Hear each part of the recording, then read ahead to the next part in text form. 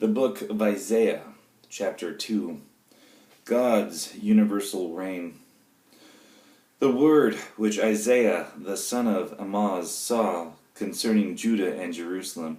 Now it will come about that in the last days the mountain of the house of the Lord will be established as the chief of the mountains, and will be raised above the hills, and all the nations will stream to it.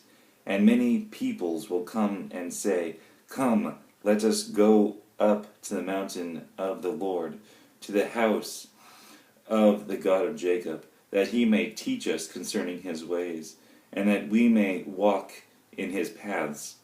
For the law will go forth from Zion, and the word of the Lord of Jerusalem, and he will judge between the nations, and will render decisions for many peoples. And they will hammer their swords into plow horses, and their spears into pruning hooks.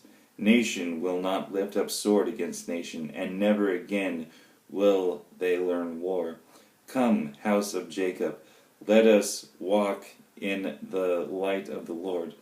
For you have abandoned your people, the house of Jacob, because they are filled with influences from the east, and they are soothsayers like the Philistines, and they strike bargains with the children of foreigners. Their land has also been filled with silver and gold, and there is no end to their treasures. Their land has also been filled with horses, and there is no end to their chariots. Their land has also been filled with idols. They worship the work of their hands, that which their fingers have made. So the common man has been humbled, and the man of importance has been abased. But do not forgive them. Enter the rock and hide in the dust from the terror of the Lord, and from the splendor of his majesty. The proud look of man will be abased, and the loftiness of man will be humbled, and the Lord alone will be exalted in that day.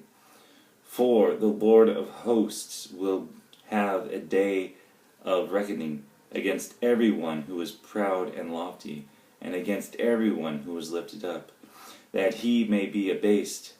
And it will be against all the cedars of Lebanon that are lofty and lifted up, against all the oaks of Bashan, against all the lofty mountains, against all the hills that are lifted up, against every high tower, against every fortified wall, against all the ships of Tarshish, and against all the beautiful craft. The pride of man will be humbled, and the loftiness of man will be abased, and the Lord alone will be exalted in that day. But the idols will completely vanish. Men will go into caves of the rocks and into holes in the ground, before the terror of the Lord and the splendor of his majesty, when he arises to make the earth tremble.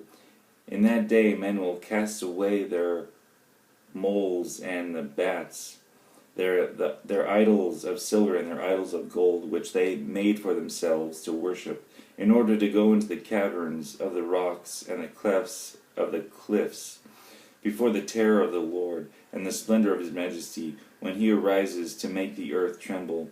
Stop regarding man, whose breath of life is in his nostrils, for why should he be esteemed?